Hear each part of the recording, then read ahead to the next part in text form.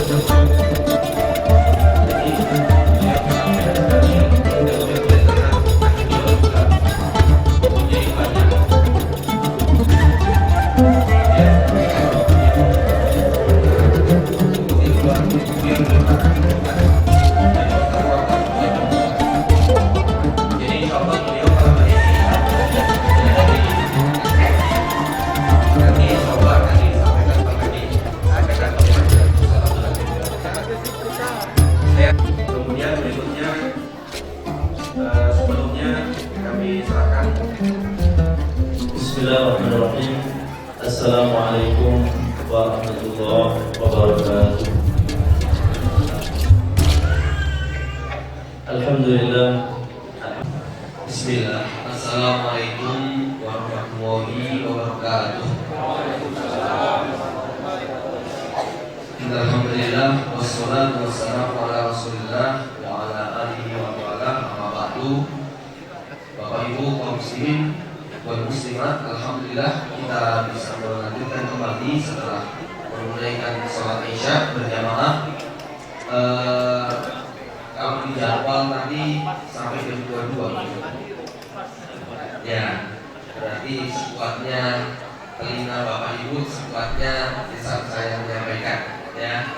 Mohon maaf sekali lagi karena memang kami baru separuh perjalanan sehingga kondisi hari ini sedikit teruji ya.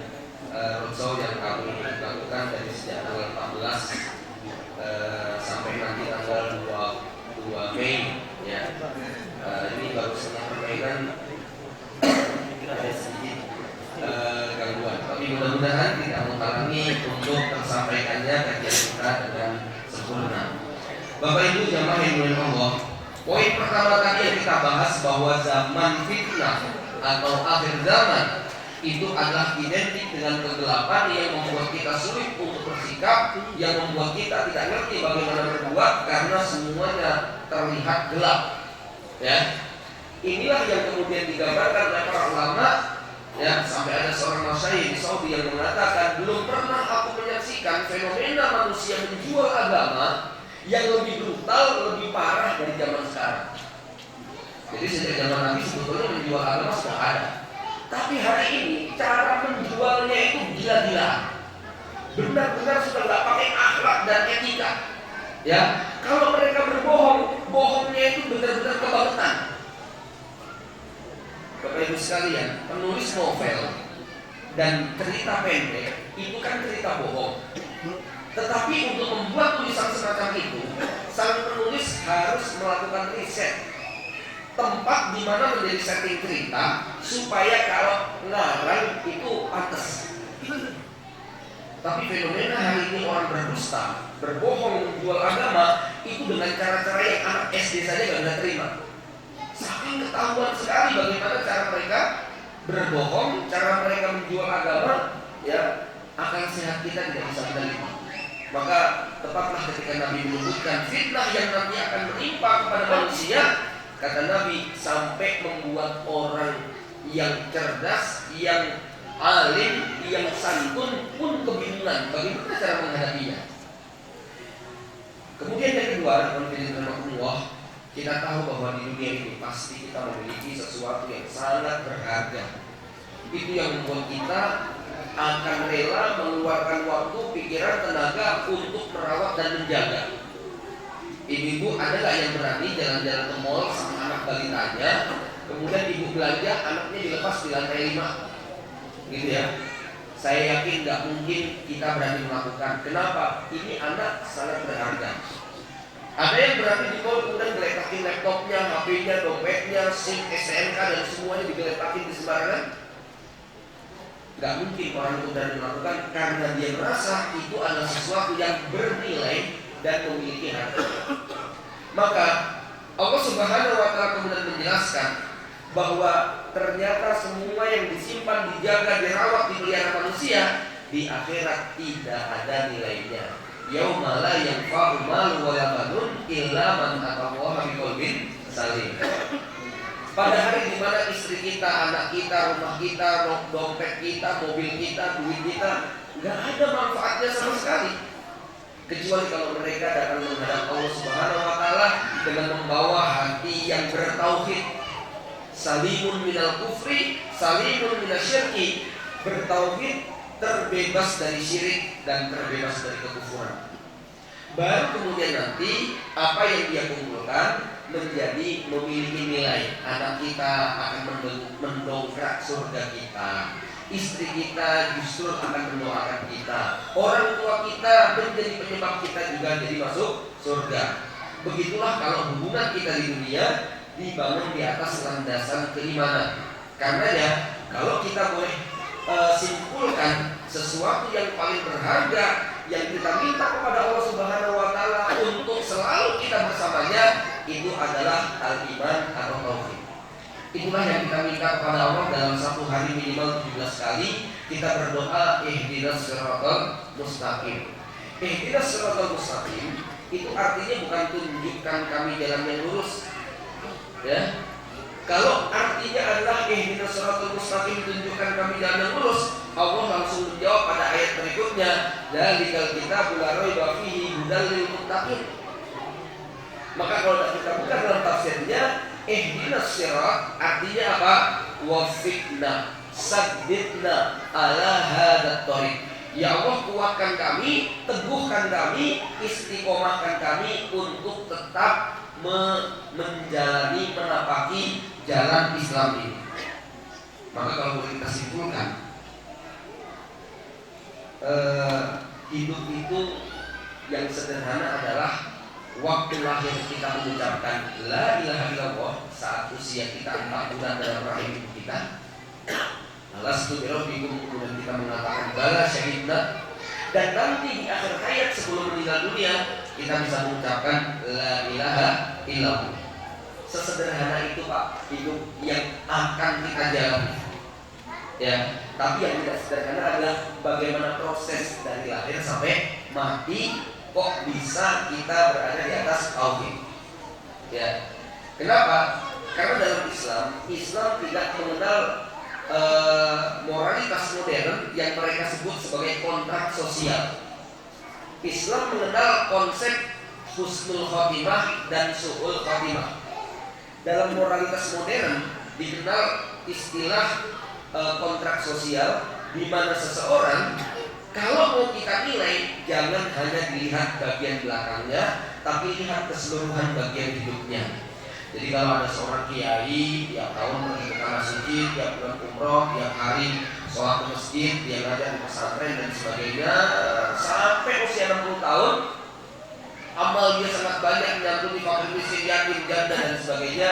Ternyata di akhir tahun dia diuji Allah Subhanahu wa taala, terlilit dengan beban yang sangat berat, sampai akhirnya menjual agamanya, menukar akidahnya, dan dia mati dalam keadaan bergelimang dengan maksiat dan dosa. Menurut kita ini kiai masuk surga atau neraka?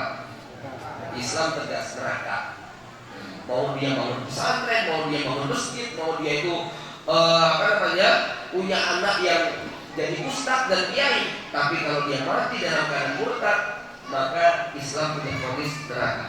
Tapi enggak, ya, orang-orang kafir, orang-orang sekuler, mereka pengen menghidupkan teori kontrak sosial. Jangan menghina dia walaupun dia itu matinya dalam keadaan mabuk, tapi dia waktu hidup di dunia itu dulu pernah ini loh. Walaupun dia matinya dalam keadaan murtad, lagi berzina, tapi dia waktu hidup itu dia pernah loh nolong orang, bantu yayasan dan sebagainya. Islam punya konsep wa inna ahadakum la ya'malu bi amali ahli jannati hatta idza bainahu wa bainaha dirah fasabaqa al kitab fa ya'malu bi amali ahli nari fadakhala.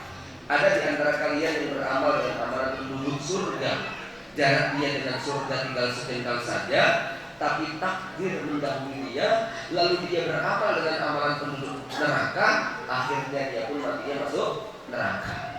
Ikhwan fillah rahimahumullah. Karenanya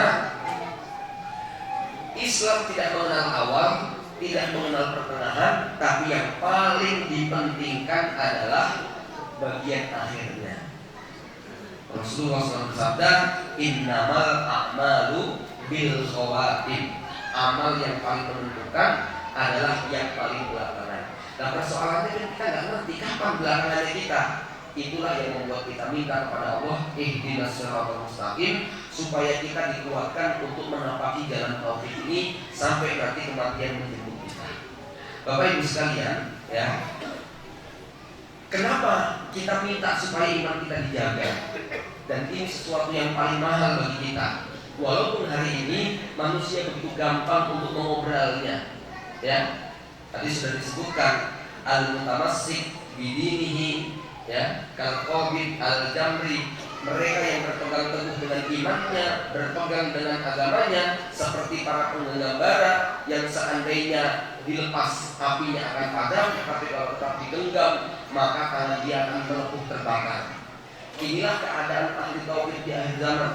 Karenanya di sini kita mencoba untuk di mana genggam, tapi panasnya nggak banget gitu ya. Kira-kira bisa nggak genggam tapi panasnya nggak banget? Hah? Pakai sarung tangan dari kulit yang tebal, misalnya gitu ya. Atau ini yang akan kita bicarakan bagaimana kita bisa menjaga iman kita memang berat, tetapi tetap bisa kita pegang. Bapak Ibu jamaah yang dimuliakan Allah, ya.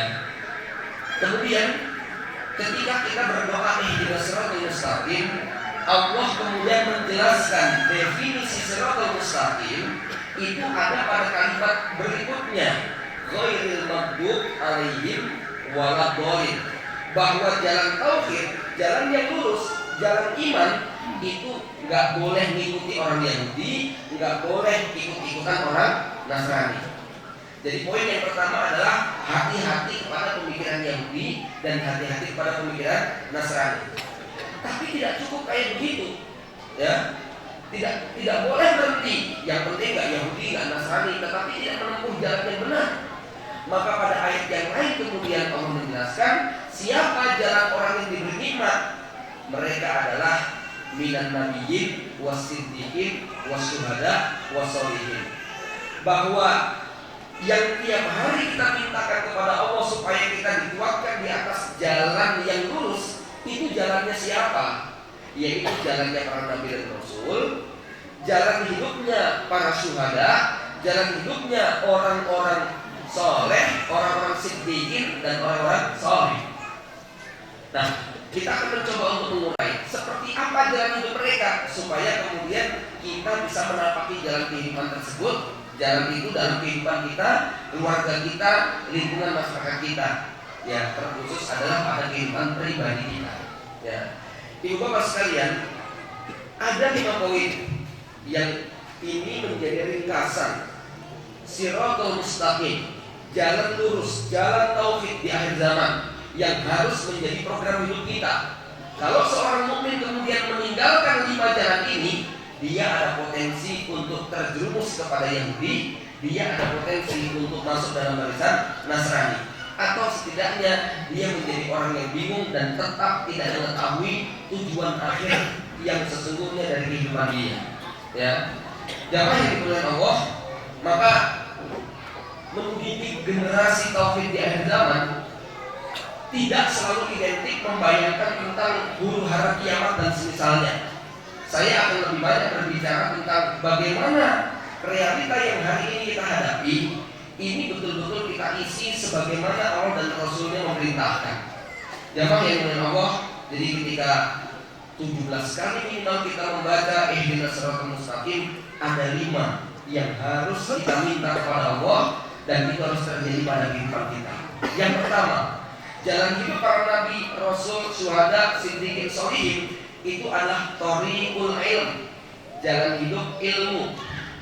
Ya, ingat bagaimana Rasulullah SAW menjelaskan surga itu sangat dekat dengan ilmu. Man salaka thariqan yaltamisu fihi ilma, sahalallahu lahu thariqan ilal jannah. Bahkan Allah Subhanahu wa taala mengangkat derajat binatang yang dia punya ilmu, apalagi manusia yang berilmu. Dalam surah Al-Maidah misalnya, Allah menyebutkan bagaimana seekor anjing yang terlatih, yang terdidik, yang betul-betul manut apa kata tuannya. Kalau anjing liar itu menggigit seekor kijang lalu dibawa kepada sang majikan, maka kijang itu haram hukumnya dimakan. Tapi kalau ada seseorang pelatih anjing yang memiliki anjing terdidik terlatih yang paham dengan instruksi sang tuan, lalu ketika berangkat ke tengah hutan ditepuk bagian punggungnya atau tubuhnya dengan membaca bismillah untuk mengejar seekor kijang, lalu dia menggigit bagian manapun, maka halal untuk dimakan. Lihat, anjing pintar sama anjing bodoh merubah status haram menjadi halal. Apalagi manusia kalau dia kemudian berilmu. Karenanya Bapak Ibu sekalian, Walaupun misi Rasulullah SAW adalah liyudhhirahu ala dini kulli, untuk menampakkan ketinggian agama Islam di atas agama-agama yang lain. Tapi ayat yang pertama kali turun adalah Iqra bismi rabbikal ladzi khalaq. Mustahil kita bisa bangkit, mustahil kita bisa tegar di akhir zaman kalau kita hidup di dalam kebodohan. Al-Quran dan Sunnah yang kita pahami seperti dua lampu sorot di mobil kita yang kita nyalakan di malam hari. Kalau lampu itu terang, maka sang pengendara akan nyaman. Dia mengerti mana jalan lurus, mana jalannya bengkok, mana yang dia berlubang, mana yang ada tiang, sehingga dia tidak khawatir untuk menabrak.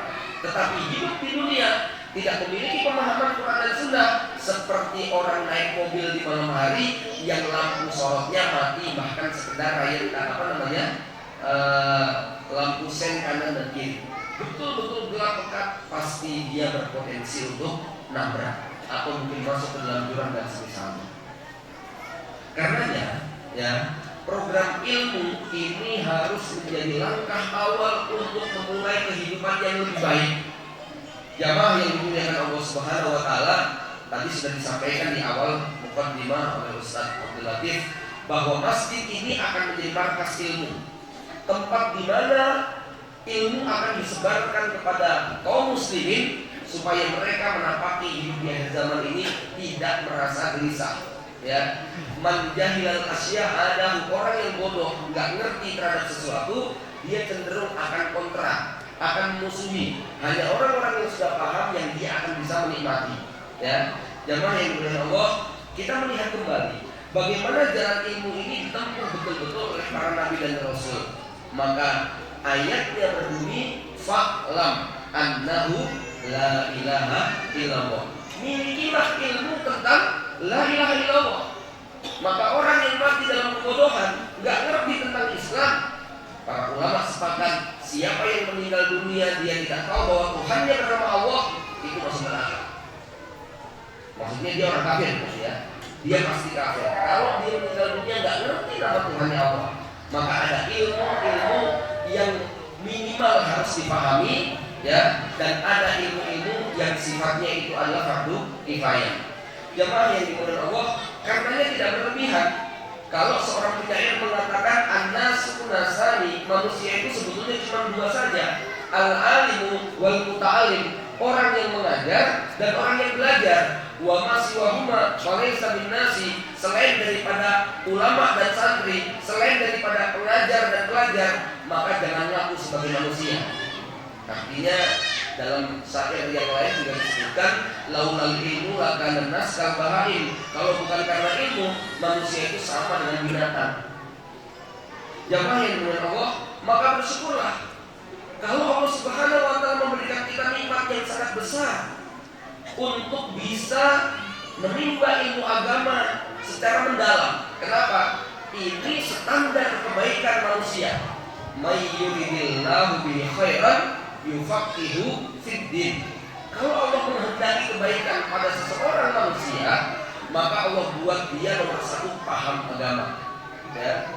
Dalam riwayat lain disebutkan idza aradallahu ala ahli baitin khairan, ya, faqahahum amra dinahum. Kalau Allah menginginkan kebaikan pada satu keluarga, Allah akan buat satu keluarga tadi paham agama. Bapaknya paham agama, ibunya paham agama, anaknya paham agama, sampai pembantu dan tukang kebunnya juga paham agama. Ya. Kalau Allah ingin memberikan kebaikan pada sebuah perusahaan, maka Allah jadikan direkturnya paham agama, karyawannya paham agama, staf manajer dan sebagainya paham agama, sampai hansip dan tukang sapunya juga paham agama. Kalau perlu pembelinya juga paham agama. Wah, itu bagus sekali. Ya, ini ciri-ciri kebaikan. Maka kalau di dalam sebuah lingkungan tidak ada ilmu di dalamnya, Allah cabut itu kebaikan dari mereka. Jamaah yang dimuliakan Allah, lalu apakah kalau kita tidak berilmu tidak layak disebut manusia? Ya, an-nasu nasani, pesan tadi menggambarkan bahwa yang paling utama adalah al-alim wal muta'alim. Karenanya silahkan Anda bekerja dengan profesi seperti apapun, mau jadi supir, mau jadi pedagang, mau jadi direktur, mau jadi apapun profesi yang dijalani, tapi tidak boleh meninggalkan menuntut ilmu atau mengajarkannya. Kalau belum paham belajar, kalau sudah paham diajarkan. Itu kenapa Rasul kemudian menyebutkan khairukum man ta'allama al-Qur'an wa 'allamahu. Yang paling baik di antara kalian itu adalah orang yang mau belajar Al-Qur'an dan dia mau mengajarkan Al-Qur'an itu kepada manusia yang lain. Karenanya Bapak Ibu jamaah yang dirahmati Allah, hendaknya kita masuk dalam barisan yang cinta dengan ilmu. Lihat yang namanya Imam Syafi'i, setiap mendengar ilmu baru, walaupun sudah didengar sampai puluhan bahkan ratusan kali, dia merasa ini adalah sebuah ilmu yang baru yang dia cari. Ya, karenanya tidak ada kebaikan kalau seseorang sudah tidak punya program mencari ilmu. Sekolah dengan belajar beda. Ya, sekolah mungkin identik dengan bangku sekolahan, tapi yang namanya belajar di tengah hutan pun bisa kita lakukan. Di pabrik, di pasar, di jalan, di tempat manapun, utlubul ilma minal mahdi ilal lahdi hatta zurtumul maqabir. Para ulama, orang-orang soleh memberikan contoh bagaimana detik-detik terakhir sebelum meninggal dunia masih menyempatkan untuk menulis satu kaidah yang baru. Begitu semangatnya mereka untuk mewariskan ilmu ini, karena inilah warisan para nabi. Jamaah yang berkah. Kemudian jalan hidup yang kedua yang ditempuh oleh ahlu tauhid untuk mengikuti jejak para nabi, rasul, syuhada, siddiqin dan sholihin adalah thoriqud dakwah, jalan mengajak manusia kepada kebaikan. Lihat ancaman Allah dalam surat Al-Asr, innal insana lafi khusrin. Semua manusia itu dalam keadaan rugi, bangkrut, celaka, sengsara, kecuali dia beriman, dia beramal soleh. Tidak berhenti sampai di sini. Dia harus tawasau bil haqqi wa tawasau bis sabr. Itu lebih dari saking pentingnya pekerjaan dakwah ini, maka Allah Subhanahu wa taala berfirman, "Wa man ahsanu qawlan mimman da'a." Apakah ada ucapan yang lebih baik daripada mereka yang mengajak kepada Allah Subhanahu wa taala dan dia beramal saleh? Tidak ada pekerjaan di muka bumi ini yang lebih utama daripada berdakwah sebagaimana yang dilakukan oleh para nabi dan rasul. Ya, lihat Nabi Nuh alaihissalam 950 tahun siang dan malam dia tidak pernah kenal bosan untuk menyampaikan firman-firman Allah Subhanahu wa taala. Bapak Ibu pernah lihat ketika ada konser dangdut, sebuah pabrik ingin launching produk, biasanya dia kemudian nyewa sepis entah di pinggir jalan, dekat lapangan, dekat pasar, lalu di situ mengundang artis, entah artis ibu kota atau artis kampung, lalu artis itu nyanyi di situ. Ada yang nonton, nggak ada yang nonton, orang lalu lalang dia tetap nyanyi aja, gitu ya.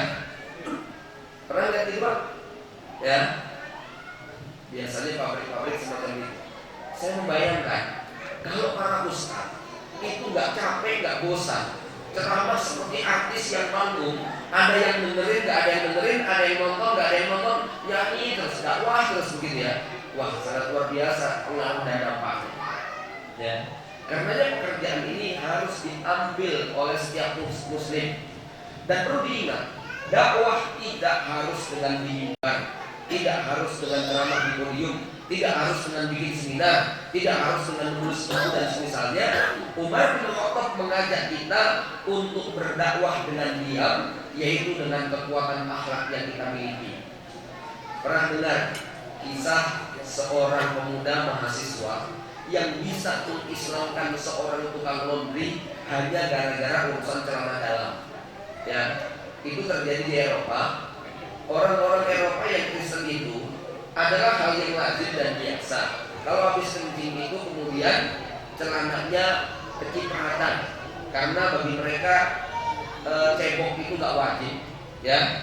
Cebok itu sekenanya. Orang yang gak ngerti masalah ini akan meremehkan. Kita bisa lihat bagaimana supir-supir kernet truk itu yang begitu enteng saja buang air kecil dengan cara meninggalkan kewajiban bersuci.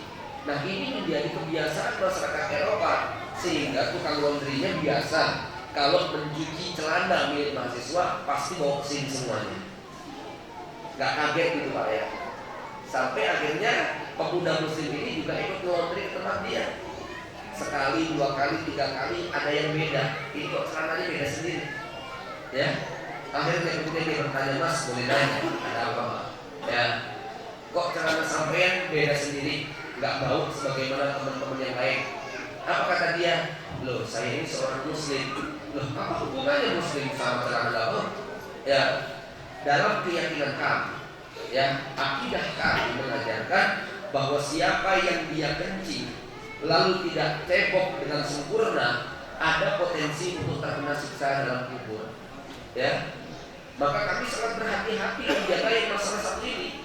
Subhanallah, mendengar pernyataan yang sederhana, si tukang laundry ini menyatakan masuk Islam karena kagum dengan kehebatan ajaran Islam hanya dalam masalah urusan cebok. Ya, kita bisa menjadi pintu kebaikan buat orang lain. Tidak harus dengan ceramah, tidak harus dengan keliling tabligh akbar. Ya, walaupun cara itu memang sangat efektif. Saya tidak bisa membayangkan. Mudah-mudahan Allah memberikan karunia yang terbaik buat Ustadz kita, Dr. Zakir Naik, yang beliau keliling dunia, jutaan manusia sudah dikunjunginya, dan tidak terhitung berapa ribu manusia yang mengucapkan kalimat tauhid melalui perantaraan lisannya. Ya, lihat bagaimana Rasulullah SAW memberikan pujian kepada Ali bin Abi Thalib. Ya Ali, la ayyahdiyallahu bika rajulan khairul laka min humrin ni'am. Wahai Ali, seandainya Allah memberikan petunjuk kepada seseorang melalui perantaraan kamu, itu lebih baik bagi kamu daripada kamu dikasih kendaraan yang paling mewah. Jadi dalam Islam Pak, ngajak orang mau ke masjid, ngajak orang mau ibadah, ngajak ibu-ibu yang belum nutup aurat kemudian dia mau nutup aurat, ya, itu lebih baik daripada dia diberi kendaraan yang paling bagus. Ya, ini yang membuat setiap muslim harusnya sangat bersemangat. Kita nanti pada hari kiamat pun akan dituntut kalau kita menjadi penyebab orang itu terhalang daripada hidayah. Ya, masih banyak saudara-saudara kita yang belum mengenal tentang keutamaan masjid. Ya, ini adalah menjadi kewajiban kita. Ibu-ibu ini yang peluangnya sebetulnya sangat besar. Di tempat kami di Kota Solo, ya, saya menghitung banyak sekali kajian-kajian ibu-ibu yang dilakukan di rumah. Dan di sana biasa kajian di rumah itu yang datang 200 orang, 300 orang di rumah, bukan di masjid. Bisa dibayangkan rumahnya kayak apa? Ya, memang besar. Ya, nah mereka pengen, dia sadar buat apa punya rumah besar kalau kemudian setan saja yang datang. Karena banyak orang yang rumahnya besar tapi sempit, yang boleh masuk hanya orang terbatas. Ya, kita ingin agar yang kita miliki benar-benar menjadi berkah. Ya. Jamaah yang dirahmati Allah, maka dakwah ini harus menjadi semangat kita mengajak orang lain bagaimana mengenal Islam. Sampaikan kepada mereka yang belum mau datang ke masjid, ada 2 orang yang paling menyesal, 2 orang Islam yang nanti di akhirat sangat menyesal. Satu seorang muslim laki-laki, masjid dekat, tapi tidak pernah mau datang ke masjid untuk sholat berjamaah. Sekali-kalinya datang langsung di depan, bahkan di depan imam. Paham Pak? Disolatkan. Ya, dia nggak pernah ke masjid, sekalinya ke masjid langsung di mihrab, ya, di depan imam. Yang sholatnya tidak pakai rukuk dan sujud. Ya. Yang kedua, wanita muslimah yang tidak mau menutup aurat. Sekali menutup aurat, bablas dari ujung kepala sampai ujung kaki, nggak ada yang terbuka. Ya. Tertutup juga akhirnya auratnya. Waktu hidup dia nggak mau nutup, waktu mati akhirnya dipaksa untuk dibungkus juga. Ya, ini sebenarnya sebuah pesan yang harus kita ingatkan kepada saudara-saudara kita. Maka Umar bin Khattab mengingatkan, kalau bukan 3 hal, aku nggak tertarik untuk hidup panjang. 1, jihad fisabilillah, 2, mengerjakan sholat berjamaah, yang ketiga menghadiri majelis ilmu. Jadi kalau kita ini aktivitasnya nggak ada beginian Pak, nggak ada makna daripada semua yang kita lakukan. Ya, karenanya dakwah ini menjadi kewajiban setiap muslim dan muslimah. Bahkan dikatakan kulluna du'atun qabla kulli syai'. Kalau kita tidak menjadi dai kepada kebaikan, kemungkinan kita akan menjadi penyebab dai yang menjadi musuh orang dalam keburukan. Ya. Ingat Rasulullah menyebutkan ada di antara kalian yang dia mengucapkan satu kata-kata, dia tidak menyangka bahwa kata-kata itu menjadi penyebab dia masuk surga. Dia dirahmati Allah sampai kiamat hanya dengan satu kalimat.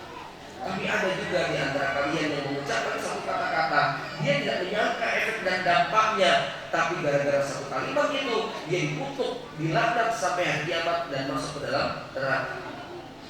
Ya.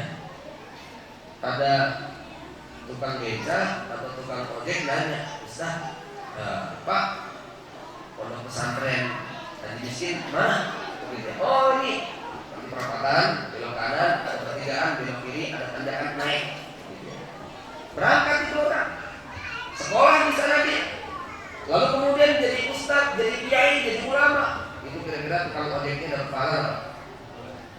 Man dalla ala khair falahu ajrun mislu man amil. Nah, tukang ojek yang lain beda. Yang datang anak muda, ya, penampilannya memang bau mesum. Nanya, ya Pak, tempat yang biasa buat gini, itu sudah mana? Kalau di Surabaya di Dodi, kalau di Jakarta dulu nama Tunggak, kira-kira begitu ya.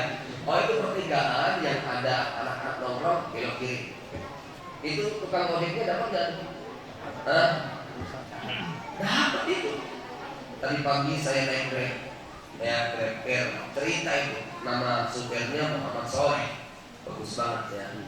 Dia cerita, wah bang saya ini berat sekali, kadang-kadang narik dapat pelacur, narik dapat tante-tante yang kayak begitu gitu kan, gimana ya dia nyegat kita. Makanya saya udah ya, wah hati-hati kayak gitu Pak ya, kita bisa kena dosanya juga itu ya, memfasilitasi orang ya, mengantarkan dia untuk mudah berbuat maksiat dan dosa. Waliyadillah ya, sebagaimana kita juga akan mendapatkan pahala kalau lisan, tangan dan semua perilaku kita menjadi penyebab orang menjadi kenal Islam. Ya Pak yang dimuliakan Allah. Kemudian yang ketiga, bagaimana kita bisa menjaga tauhid dengan benar ya di tengah zaman yang penuh dengan fitnah. Pekerjaan para nabi, siddiqin, syuhada dan sholihin yang ketiga adalah iqamatuddin. Waktu mereka habis untuk menegakkan agama. Apa yang dimaksud dengan iqamatuddin? Menjadikan agama ini sebagai landasan dalam kehidupan kita. Bapak Ibu sekalian, ya, saya mau tanya, kalau ada orang yang mengatakan kamu kalau bicara jangan dikit-dikit bawa agama lah, yang dikit-dikit agama lagi. Saya mau tanya kepada dia, terus agama harus ditaruh di mana? Ada nggak dalam kehidupan kita yang tidak pakai agama? Jangankan kok urusan mengelola negara, urusan pakai celana saja harus pakai agama.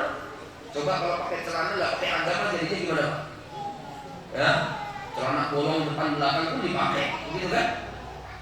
Celana ketat, celana mengumbar aurat pun akan dia gunakan. Itu kalau nggak pakai agama. Ya, makan nggak pakai agama, tangan kiri, lari-lari, ya.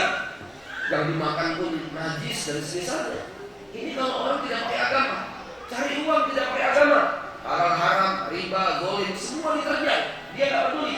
Ya, didik anak nggak pakai agama, lihat akan merusak itu anak-anak. Cari istri nggak pakai agama, dapat apa kira-kira Mas? Bukan dapat istri yang soleh, gitu kan? Ya, nih anak muda yang belum nikah. Ya, ucapkan kalimat ini kalau besok Anda sudah tergerak untuk berumah tangga. Datangi akhwat yang kamu sudah didik dan ucapkan kalimat ini kepadanya. Ukhti, maukah kedua telapak kakimu menjadi surga buat anak-anakku nanti? Keren ya. Awalnya sampai kelompok. Kan ada yang pertanyaannya terlalu datar gitu ya. Kamu nggak jadi istriku? Lebih tinggi lagi ya banyak. Maukah kedua telapak kakimu menjadi surga buat anak-anakku yang anak-anakku titipkan di rahimmu? Ya, ini visioner banget, itu kan? Ya, betul-betul targetnya sampai ke surga. Ini yang namanya cari istri pakai agama. Ya, Maka doa yang kita minta seperti yang tadi saya bacakan di awal, Allahumma aslih lana dinana alladhi huwa ismatu amrina. Ya Allah, perbaiki urusan agamaku, karena agamaku ini adalah benteng perlindungan dari semua masalah yang aku hadapi. Masalah apapun yang kita hadapi, agama itu adalah solusi. Maka orang yang berlari meninggalkan agama, dia akan bingung, terombang-ambing, dia akan tersesat dan tidak akan mengerti jalan yang benar. Ya, kita kadang-kadang punya pikiran, nggak pengen hidup terkekang. Agama ini candu, dia mengekang ini dan itu. Bapak Ibu sekalian, tidak ada kebebasan di dunia ini secara mutlak. Manusia yang akalnya sehat bahkan rusak pun tidak menerima ada kebebasan yang tidak ada batasnya. Ya, Allah Subhanahu Wa Taala sering mengucapkan dengan kalimat wa tilka hududullah.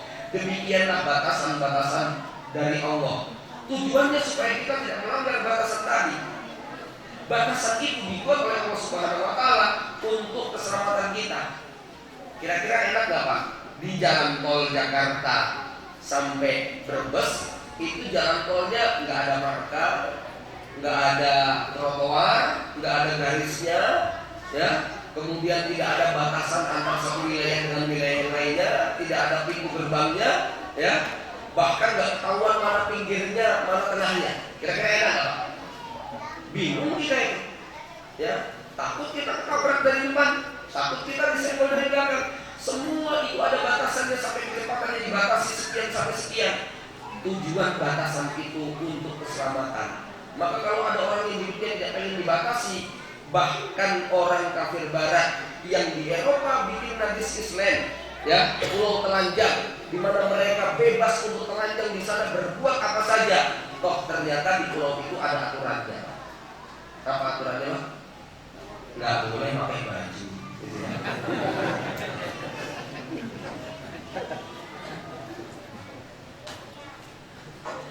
Maka orang yang tangannya diikat lalu tidak bisa tepuk tangan, dia pengen bebas, ya.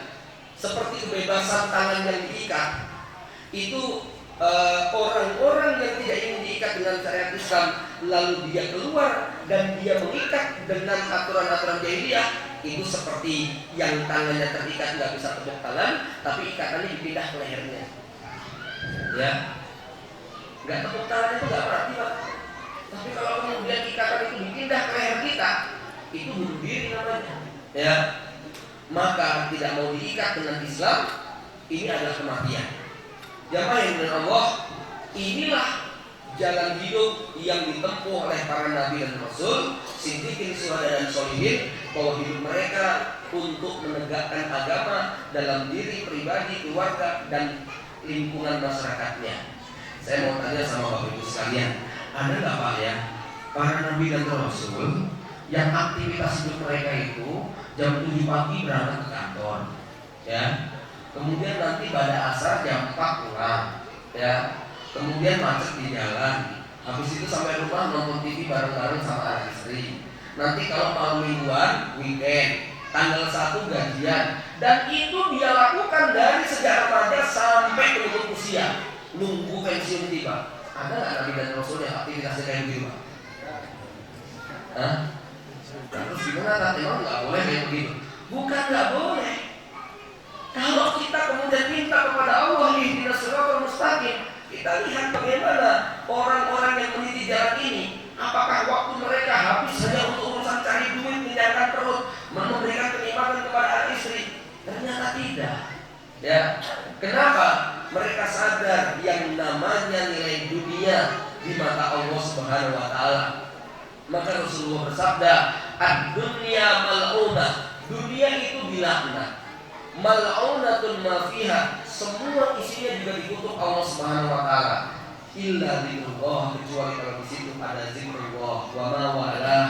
Ya, dan semua yang membuat kita makin ingat kepada Allah Subhanahu Wa Taala. Wal alimu, dan apa yang membuat seseorang itu jadi ulama, belajar terus maksudnya. Wal muta'alim, ya, dia juga belajar. Kalau ulama mengajarkan.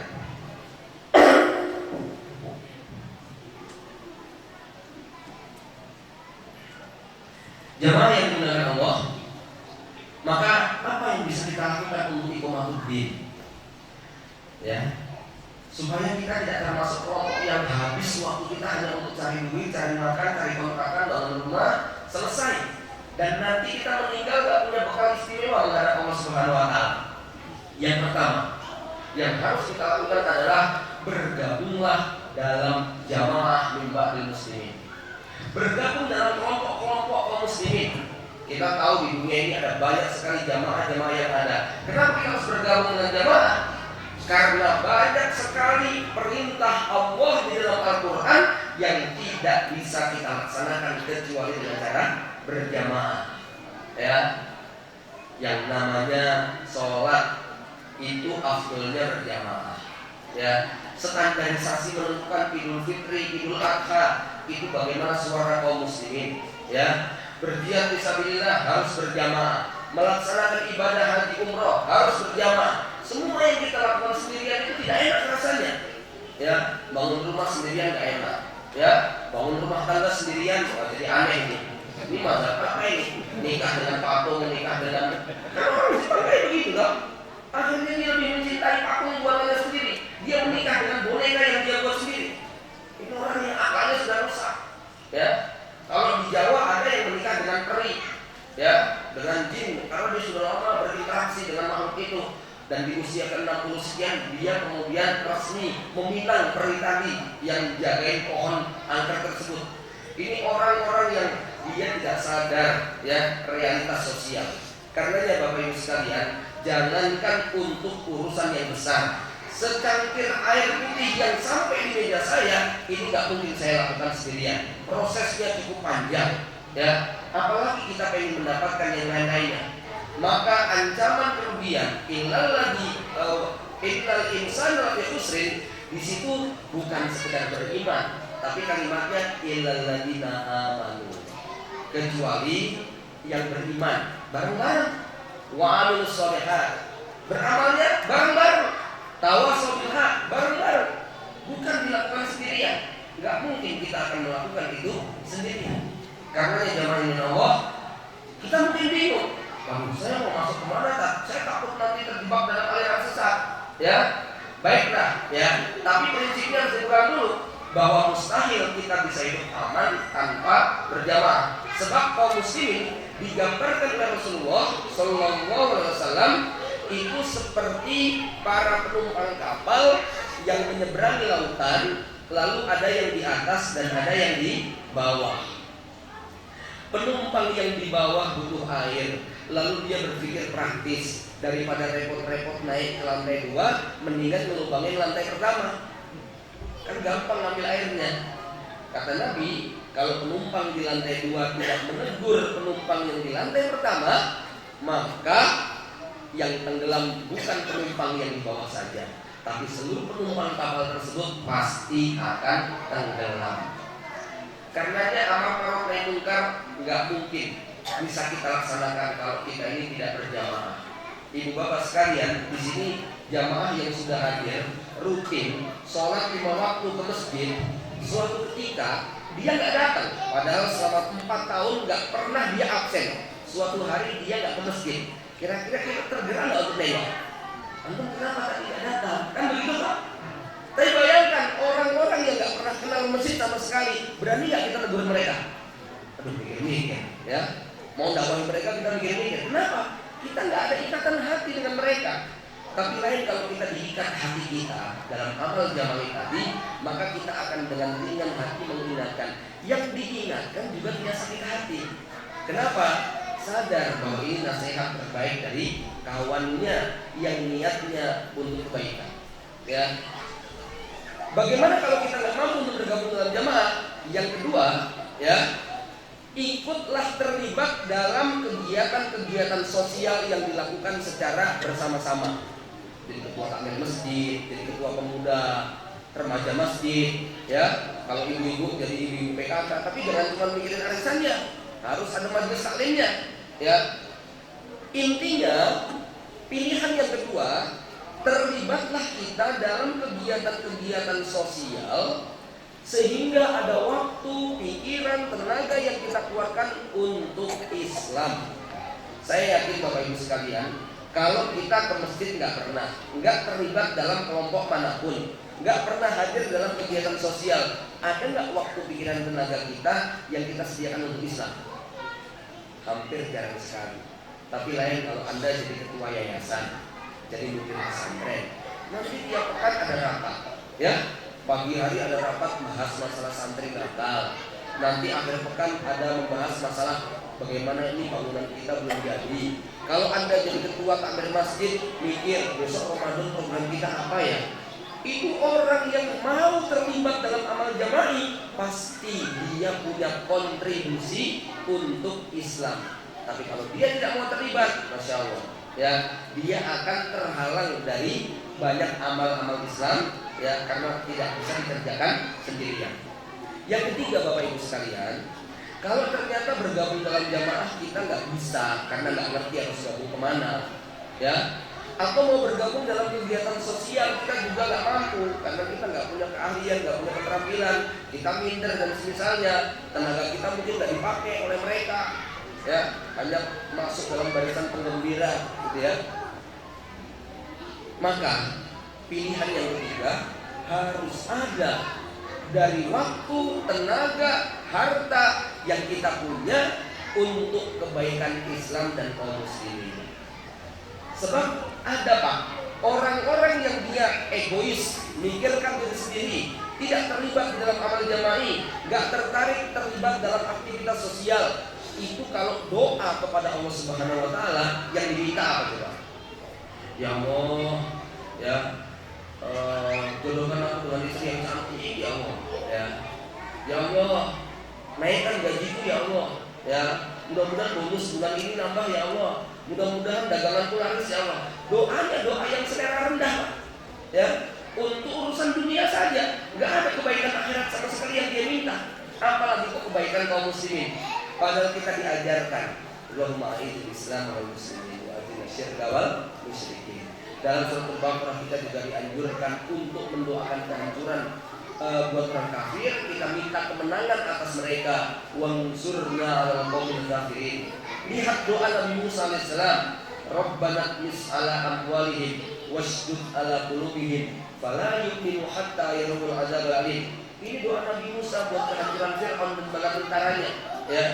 Maka kalau kita barangkali bingung mau apa, harus ada di antara doa-doa kita, terutama ibu-ibu yang barangkali aktivitasnya lebih banyak di rumah, harus ada doa kita untuk para asatid, para ulama, supaya mereka diberi keistiqomahan.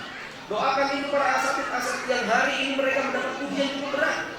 Kita tahu bagaimana beratnya perjuangan Ustadz Bahtiar Nasir, Ustadz Zakir Naik, Habib Rizik dan kawan-kawannya. Yang kita lihat hari ini, ya, sebetulnya apa yang mereka perjuangkan itu sama kewajibannya sama kita. Cuman mereka yang ambil bagian. Jangan disangka itu kewajiban dia tuh. Itu kewajiban kita pada hari kiamat. Kenapa kamu nggak juga memperjuangkan Islam? Kalau kita ditanya begitu bagaimana? Ya, maka kalau kita tuh nggak punya kemampuan, yang bisa kita lakukan mendoakan kebaikan. Sekarang gini Pak, kalau misalnya Anda tidak ikut berdakwah, tetapi nyaloni, ya, sebuah gerakan aktivis dakwah, ya, nih saya berikan rezeki pakai ya untuk di masjid, untuk kegiatan ini dan sebagainya. Ini orang cerdas kayak gini Pak, ya, dia nggak keluar tenaga berat, dia mengeluarkan dana sedikit, tapi dampaknya sangat luar biasa, ya. Maka ketika kita barangkali lemah dari sisi tenaga, suara, harus ada di antara harta kita yang memang kita berikan untuk izul Islam wal muslimin. Jamaah yang dimuliakan Allah. Kemudian poin yang keempat, jalan hidup para nabi dan rasul, yang ini sangat relevan dengan fitnah akhir zaman yang hari ini kita hadapi, adalah thoriqu kasbil halal. Menempuh jalan hidup, profesionalisme dalam bekerja, mencari yang halal dan thayyibah. Kenapa ini kita masukkan? Ayatnya jelas. Rasulullah bersabda, Innallaha amara bihil mu'minin bima amara bihil mursalin. Faqala ya ayyuhar rusul kulu minat thayyibati wa'malu sholihan. Wahai para rasul, makanlah yang halal dan thayyibah, yang baik-baik dan halal saja. Wa'malu sholihan, dan beramal solehlah kalian. Ayat ini Pak menyebutkan bahwa mencari uang yang halal lebih didahulukan daripada ibadah. Jadi kerja yang halal itu lebih utama daripada ibadah. Kenapa demikian? Ya, seseorang tidak mungkin bisa beramal soleh kalau rezekinya salah. Ada seorang pengusaha, tiap tahun dia pergi haji, tiap bulan dia umroh, tiap Jumat dia selalu besok awal pengen dapat onta, jam 7 pagi sudah nongkrong besok awal, ya. Tiap bulan menghatamkan Quran, Senin Kamis dia saum, kemudian malam hari dia qiyamul lail, sedekah, membantu fakir miskin, anak yatim tidak dia lupakan, tapi dia seorang koruptor dan pemakan riba. Kira-kira diterima nggak amalnya? Ya. Orang yang rezekinya haram dan dia banyak beribadah itu seperti orang sholat 100 rakaat tapi wudhunya pakai air kencing. Kira-kira diterima nggak sama Bang? Maka di akhir zaman ini upaya untuk profesionalisme mencari rezeki yang halal termasuk tuntutan yang tidak bisa diabaikan. Ya, jemaah yang dimuliakan Allah Subhanahu Wa Taala. Jadi bukan cuman halal dan thayyib fisiknya, zatnya, tapi harus halal dan thayyib efek dan dampaknya. Jadi perintah untuk mencari rezeki yang terbaik itu diutamakan daripada ibadah. Sebab ketika rezeki kita sudah bersih dan halal, ibadah kita nanti juga akan bersih dan diterima oleh Allah Subhanahu Wa Taala. Para salaf itu lebih sibuk untuk mengontrol benar atau salah amalannya ketimbang memperbanyak amalannya. Jadi kesibukan mereka bukan memperbanyak, tetapi memastikan bahwa amalannya ini telah memenuhi syarat-syarat untuk diterima. Karenanya perkara yang satu ini termasuk yang harus kita punya perhatian serius. Sebab Rasulullah SAW juga mengingatkan, saya di alam nasi zamanun la yuwali nasi maktasaba amin halalin aw min haramin. Bahkan ada ungkapan yang menyebutkan, saya di alam nasi zamanun la yakukun nasul ma'isyah illa bil maksiyah. Akan datang suatu zaman di mana orang nggak bisa cari ma'isyah kecuali harus merempet maksiat. Ya, ini sangat terasa sekali. Maka Imam Sufyan Ats-Tsauri mengingatkan, siapa yang memiliki harta hendaknya dia putar dalam usaha, karena akan datang suatu masa di mana manusia akan menjual agamanya dengan dunia. Ya, Bapak Ibu sekalian, poin yang ketiga ini memang menjadi kewajiban para bapak, tapi para ibu juga harus berkontribusi. Saya menganggap bahwa istri ini bisa durhaka. Kalau suami jam 7 pagi pamit, istri cium tangan suaminya, lalu suami kemudian mengucapkan astagfirullah, pergi ke kantornya, lalu sang istri menutup pintu, lalu disetel TV-nya. Suami sibuk berjibaku mencari harta, istri sibuk menghabisi waktu-waktunya untuk hal yang sia-sia. Harusnya sang istri di rumah, begitu suaminya pamit, dia ambil air wudhu, dia gelar sajadah, dia sholat duha, berdoa buat keberkahan usaha suaminya, sehingga ini connect, ini istri yang betul-betul bertanggung jawab kepada pekerjaan suaminya. Dia mendukung dan mendoakan, membantu dan sebagainya. Ya, bukan kemudian semuanya dibebankan kepada sang suami, padahal istri tidak kontribusi yang sifatnya spiritual. Ya, karena jamaah yang dimuliakan Allah, ya, poin penting terkait dengan rezeki yang halal tadi saya sebutkan, bukan cuma halal thayyib dari sisi zatnya, tapi halal dan thayyib dari sisi dampak dan efeknya. Jadi kuli angkut, tukang pecah batu, jadi nelayan, atau mungkin jadi TKI, TKW di luar negeri, dari sisi zatnya halal. Tapi gara-gara kita kerja terus gak bisa sholat jamaah, gara-gara kerja kita kemudian gak bisa tilawah, gara-gara kerja kemudian kita sampai gak bisa didik anak istri, gara-gara kerja kita gak sempat lagi menghadiri majelis taklim, gara-gara kerja kita gak punya waktu sama sekali untuk berdakwah, maka ini sesuatu yang mengkhawatirkan. Ya, Bapak Ibu sekalian, mohon maaf ya, bahwa menjadi Khadimul Haramain, menjadi pelayan tanah suci yang pulangnya 3-4 tahun sekali, bahkan mengalahkan Bang Toyib yang 3 kali Idul Fitri, ya, itu mungkin baik-baik saja.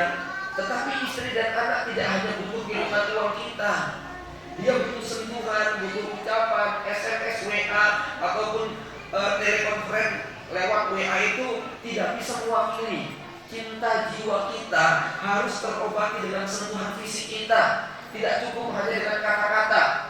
Itu yang membuat bagaimana seorang suami harus menyadari tugas dia bukan cari duit saja. Tanggung jawab istri dan anak itu ada di pundak dia. Terutama kalau anak-anak yang sudah berusia 7 tahun ke atas, itu sepenuhnya menjadi tanggung jawab sang bapak. Kalau 1 sampai 7 tahun, memang ini lebih banyak didominasi oleh tugas istri. Jamaah yang dimuliakan Allah, jadi poin yang keempat adalah bagaimana kita kemudian harus kita tingkatkan kualitas kita mencari nafkah yang halal. Sebab kata Imam Ibnu Qayyim, ketenangan jiwa, kelapangan dada itu baru akan terwujud kalau 2 hal ini dipenuhi. Apa itu?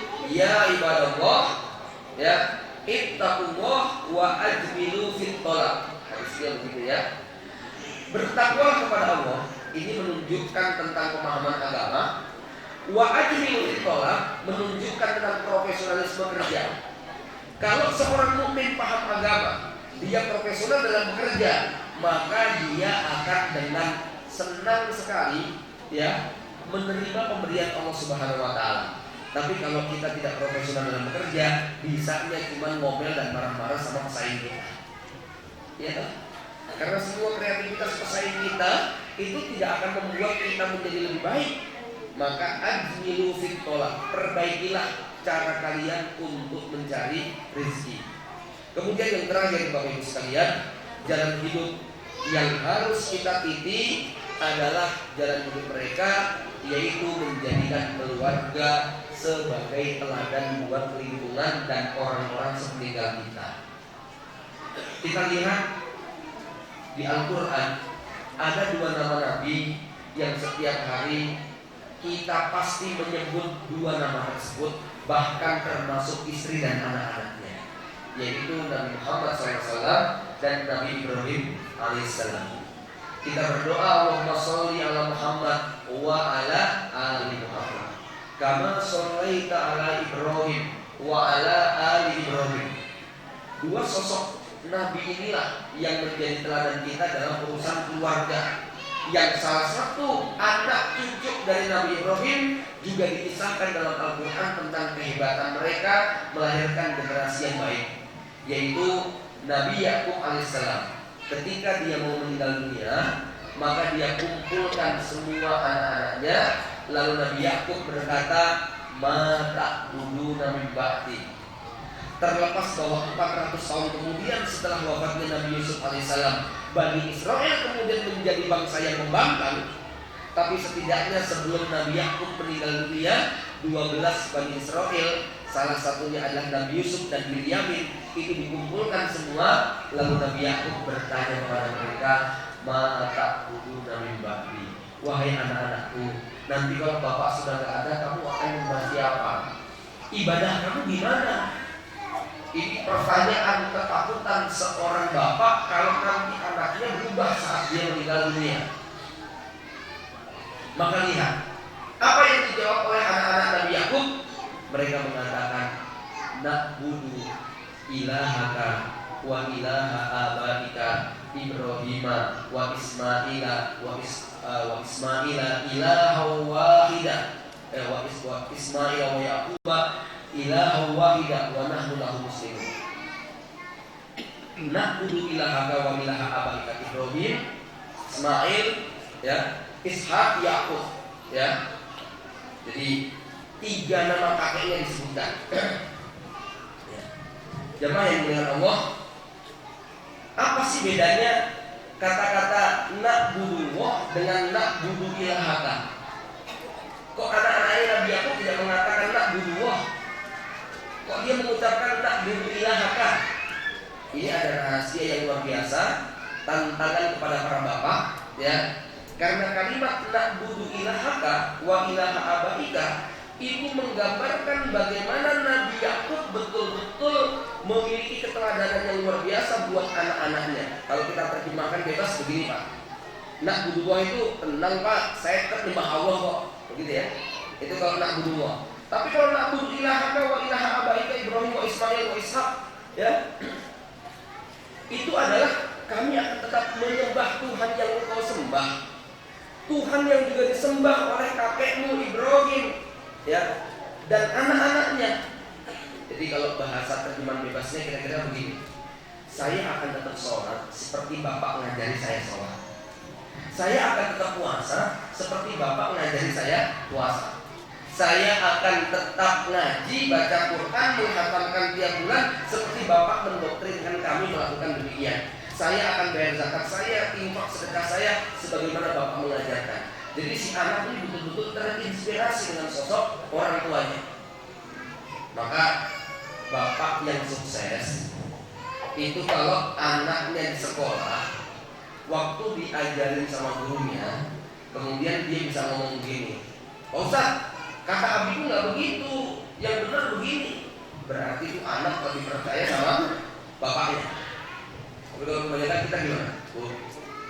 Mi, kata Ustazah nggak gitu loh, Mi, gitu ya. Berarti anak kita memang lebih percaya sama ustazahnya daripada sama orang tuanya. Nah, Bapak Ibu sekalian, saya mengajarkan batasan minimal. Yang lainnya boleh dia diajarin sama ustazahnya, sama guru TK-nya, sama guru SD, SMP, atau pesantrennya. Tapi ada beberapa yang itu harus diajarkan oleh kita selaku orang tua. Kita akan menjadi seorang bapak yang betul-betul menyesal kalau anak kita tahu bismillah bukan dari lidah kita. Anak kita mengucapkan alhamdulillah yang ngajarin kok ustazahnya. Anak kita mengucapkan astagfirullahaladzim kok yang mengajari adalah guru TK-nya. Anak kita mengucapkan subhanallah walhamdulillah wala ilaha illallah yang ngajari bukan bapak dan ibunya. Sebab besok ketika anak itu mau makan bismillah, yang kepala siapa? Ustazahnya. Ya, ketika dia berbuat dosa, astagfirullahaladzim, yang kepala siapa? Ustazahnya. Bapak ibunya bisa gak dapat apa-apa itu, ya, karena dia nggak ngajarin. Ya, loh, tapi kan kami menyekolahkan. Ya lumayan lah. Kalau ikut menyekolahkan, sadar dan bayar SPP-nya tepat tiap bulan, bahkan dilebihkan. Nah yang repot sudah nggak ngajarin, ya, masuk pondoknya minta gratisan, gitu loh, ya. Ya. Coba, ini dapat apa orang tua yang kayak begini? Dapat apa di akhirat? Nyesel loh Pak ya, kita kalau sampai anak-anak kita ngerti itu bukan dari kita. Nah kalau yang lain-lainnya nggak apa-apa lah diajarin, ya, doa-doa yang lainnya diajarin. Itu mungkin kita nggak mampu, ya kita bayar sekolahnya supaya diajari. Insya Allah kita istirahat akan terlibat di dalam pahala anak-anak kita. Sebab yang namanya Rabbighfirli wali walidayya warhamhuma kama rabbayani shaghira itu berbanding lurus dengan peran serta ibu dan bapaknya untuk membentuk anak jadinya seperti apa. Kalau ada bapak ibu yang punya anak waktu kecil dibuang, ya, sampai kemudian dewasa dipungut sama seorang ustaz, lalu dia masuk di pesantren, hebat besar jadi ustaz, itu bapak ibunya dapat nggak Pak? Bapak ibunya dapat tidak? Nggak dapat apa-apa. Sebab bapak ibunya hanya menjadi jalan keluar untuk lahir ke dunia, tidak menjadi penyebab kebaikan sama sekali.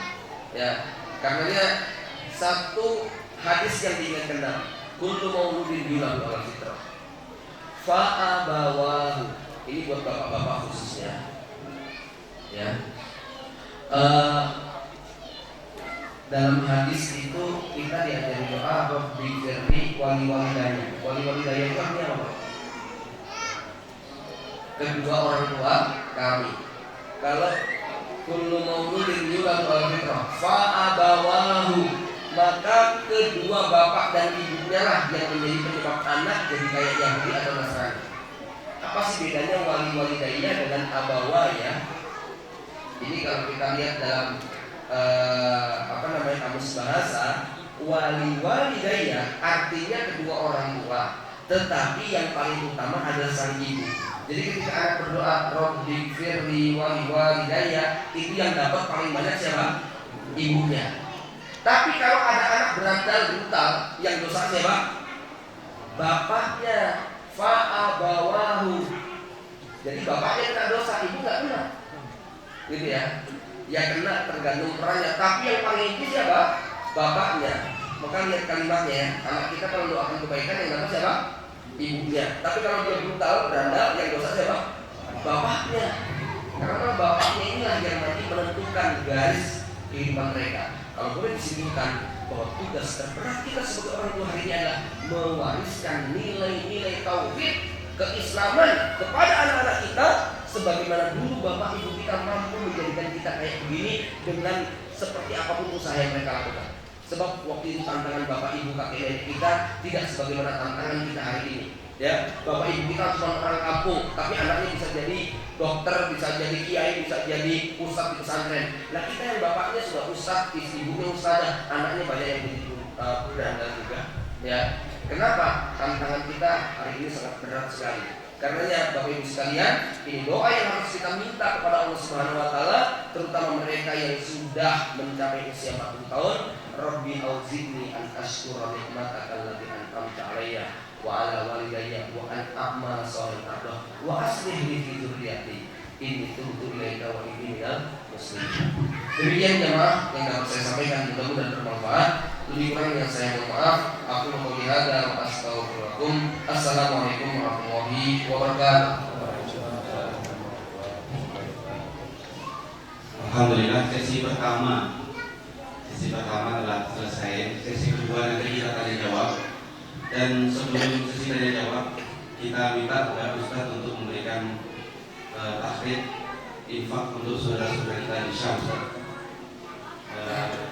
Dan ada nanti bagian panitia untuk menjalankan celengan yang itu akan kita gunakan untuk membantu saudara-saudara kita di Syam, di Suriah. Bapak ibu sekalian, Allah Subhanahu Wa Taala bersumpah wattini wazzaitun, demi buah tin, demi buah zaitun. Apa yang dimaksud dengan buah tin? Buah tin itu adalah negeri Syam, Damaskus. Wazzaitun, Palestina. Kenapa? Karena Damaskus adalah penghasil buah tin terbaik. Zaitun itu yang terbaik ada di Palestina. Allah bersumpah demi negeri Palestina, demi negeri Damaskus. Ya. Kenapa? Karena memang negeri ini adalah negeri yang istimewa. Dan hari ini kita sedang menyaksikan bagaimana ujian yang menimpa mereka sangat luar biasa. Karenanya jemaah yang dimuliakan Allah, betapa beruntung kalau ada di antara yang Allah titipkan kepada kita hari ini jatuh di tempat yang paling mulia. Ya. Di hari kiamat nanti mereka ini yang akan menjadi benteng daripada segala kesulitan kita. Ya, dawu wardokum bisolaqah. Tebuslah penyakit kita dengan memperbanyak sedekah. Ya, dan kata Rasulullah SAW, afdhalus sedekah, sedekah yang paling baik adalah yang saat itu kita sangat butuh terhadap uang tersebut. Ya, karena ya jemaah Allah, mudah-mudahan sedikit ini tetap menjadi saksi di hari kiamat bagaimana Bapak Ibu sekalian berupaya hari ini malam ini untuk memberikan sebisa yang Bapak Ibu berikan. Ya, mudah-mudahan ya bukan hanya kali ini saja Bapak Ibu yang hari ini belum membawa bisa tergerak hatinya di kemudian hari. Kawan-kawan yang menjadi panitia di sini termasuk banyak berinteraksi berhubungan dengan kawan-kawan yang mereka menjadi aktivis kemanusiaan. Ya, sehingga ini bukan kali pertama saja, tapi insya Allah barangkali akan ada aksi-aksi tahrir infak pada momen berikutnya. Demikian jazakumullah kami ucapkan atas semua bentuk pengorbanan. Waktu saya kembalikan kepada moderator. Assalamualaikum warahmatullahi wabarakatuh. Alhamdulillahirrahmanirrahim. Jazakumullah khairan katsiran. Kita ucapkan banyak terima kasih kepada Ustaz Al-Fatihah Al-Tanami yang tadi cukup panjang lebar.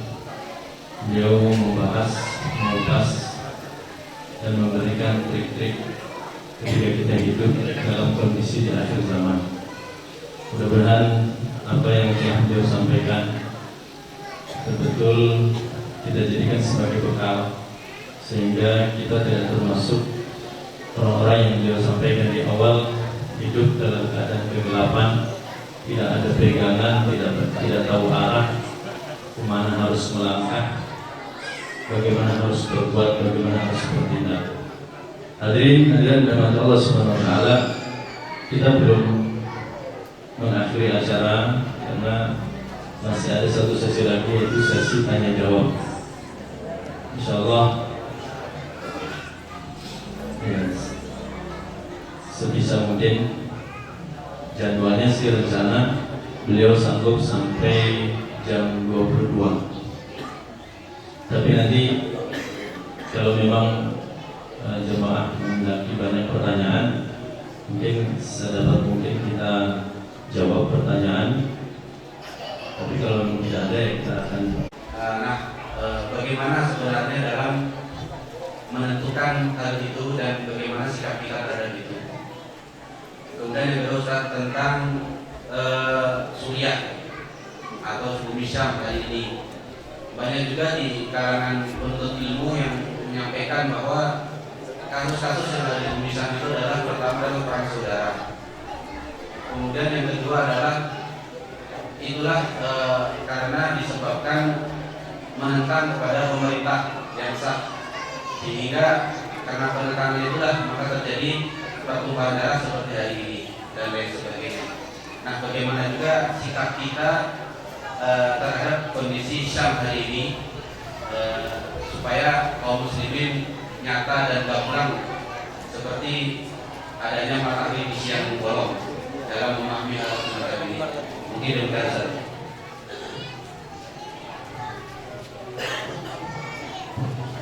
Bapak Ibu sekalian, yang pertama terkait dengan umur dunia. Saya katakan bahwa ada beberapa riwayat yang menyebutkan tentang batasan umur dunia dan beberapa ilustrasi yang digambarkan oleh Nabi tentang umur umat Islam. Di antaranya adalah hadis sahih yang Rasulullah menyebutkan perumpamaan umur kalian bila dibandingkan dengan umat-umat sebelum kalian itu seperti sisa waktu pada sore hari ini. Jadi orang Yahudi hidupnya dari ba'da subuh sampai zuhur, orang Nasrani dari ba'da zuhur sampai asar, orang Islam dari ba'da asar sampai maghrib. Maghrib itu tanda bahwa umat Islam sudah tidak ada. Ya, yang tersisa di muka bumi itu nanti tinggal orang kafir saja. Ya. Nah, ini hadis ini tidak semua ulama kemudian mengkaitkan tentang batasan umur, tapi ini sekedar perumpamaan betapa dekatnya kita dengan kiamat. Ya, itu yang pertama. Yang kedua, sebenarnya pembahasan masalah umur ini bukan perkara yang baru. Sudah ada ikhtilaf sejak pada zaman para ulama dulu. Ya, kita membaca misalnya tulisannya Ibnu Rajab Al-Hambali, Imam Asyuti. Walaupun pendapat-pendapat itu kemudian dimarjuhkan oleh para ulama. Misalnya Imam Ibnu Qayyim mengatakan di dalam Manarul Munib bahwa semua hadis-hadis tentang umur dunia tidak ada yang sampai kepada derajat sahih. Kemudian yang kedua, bahwa ketemunya angka 1500 tahun buat umat Islam itu juga tidak ada satupun riwayat yang menyebutkan. Angka itu muncul dari menggabungkan hadis-hadis yang ada lalu dikira-kira. Ya, maka ya ada beberapa hal yang perlu untuk kita dudukkan. Yang pertama, bahwa tradisi menghitung yang semacam itu sebenarnya bukanlah tradisi yang kemudian dijadikan kebiasaan. Kenapa? Karena memang ada potensi untuk menyebabkan fitnah. Itu kenapa sahabat Abu Hurairah tidak menyampaikan semua hadis-hadis fitnah. Ada sebagian yang beliau simpan untuk disampaikan di kemudian waktu. Ya, maka saya mengambil jalan tengah begini. bahwa semua peristiwa tanda-tanda kiamat yang terjadi sebelum munculnya Imam Mahdi itu adalah tanda-tanda kiamat kecil yang kita tidak pernah tahu kapan batasannya. Sebab hadis sahih yang termuat di dalam Abu Daud dari Ibnu Umar, ciri daripada fitnah Duhaimah yang menunjukkan waktu Imam Mahdi hidup dan Dajjal akan keluar, kata Rasul apa? Wa idza qila qad tamada. Kalau ada yang mengatakan sebentar lagi, ternyata apa? Mundur lagi, enggak jadi. Jadi kita tidak pernah tahu kapan batasannya. Sebab Nabi memberi patokan wa idza qila qad tamada. Kalau ada yang mengatakan ini bentar lagi nih, ya ternyata apa? Mundur lagi, enggak jadi. Maka ya saran yang dapat saya sampaikan, jangan menghabiskan waktu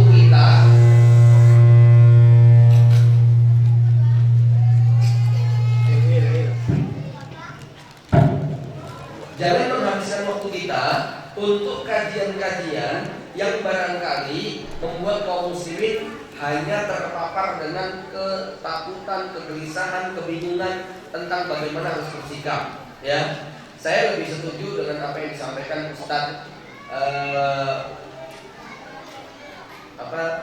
Budi Azhari ketika beliau mengatakan bahwa akhir zaman memang dekat. Huru hara malapetaka fitnahnya luar biasa. Tapi sebelum peristiwa kehancuran itu tiba, kita masih dijanjikan satu fase yang isinya adalah kejayaan dan kegemilangan.